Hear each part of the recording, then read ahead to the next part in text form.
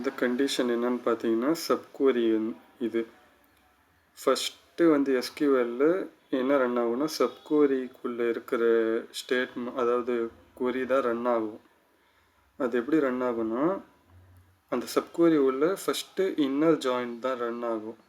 Inner join எதை பண்ணுதுன்னா இன்வென்ட்ரின்ற data டேபிளையும் rental அப்படின்ற டேட்டா டேபிளையும் இன்னர் ஜாயின் பண்ணிச்சு, அதாவது மெர்ஜ் பண்ணிடுச்சு.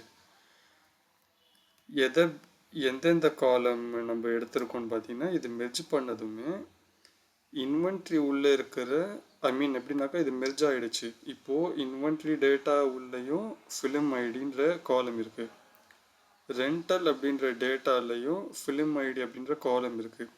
ஸோ நாம் இங்கே என்ன காலம் எடுத்துருக்கோம்னா இன்வென்ட்ரியோட டேட்டாக்குள்ளே இருக்கிற ஃபிலிம் ஐடி, அதாவது இன்வென்ட்ரி டேட்டா டேபிள் உள்ள இருக்கிற ஃபிலிம் ஐடி நம்ம இங்கே எடுத்துட்டோம். தென் என்ன பண்ணுறோன்னு பார்த்தீங்கன்னா இந்த ரெண்டு டேபிளையும் மெர்ஜ் பண்ணிவிட்டு இன்னர் ஜாயின் பண்ணுறோம். இன்னர் ஜாயின் எதை பேஸ் பண்ணி பண்ணுறோன்னா இன்வென்ட்ரி உள்ளே இருக்கிற இன்வென்ட்ரி ஐடியையும் ரெண்டல் டேபிள் உள்ள இருக்கிற இன்வென்ட்ரி ஐடியையும் பிரைமரி கீயாக வச்சு இன்னர் ஜாயின் பண்ணுறோம். அந்த இன்னர் ஜாயின்குள்ளே நம்ம என்ன பண்ணுறோன்னா கண்டிஷன் அப்ளை பண்ணுறோம். அது என்ன கண்டிஷன் பார்த்தீங்கன்னா ரெண்டல் டேட்டு அது வந்து 2005/5/29 அப்படின்ற டேட் ஸ்டேட்மெண்ட்டையும் 2005/5/30 டேட் ஸ்டேட்மெண்ட்டும் மட்டும் நம்ம என்ன பண்ணுறோன்னா எடுக்கிறோம், ஃபில்டர் பண்ணி எடுக்கிறோம். இப்போ சப்குவரியோட எல்லா கோடும் எக்ஸிக்யூட் ஆகிடுச்சு.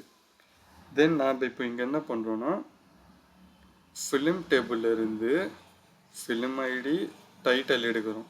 அந்த டைட்டில் எடுத்துகிட்டு வேர் கண்டிஷன் உள்ள ஃபிலிம் ஐடியை வந்து நம்ம என்ன பண்ணுறோன்னா ஃபில்டர் பண்ணுறோம்.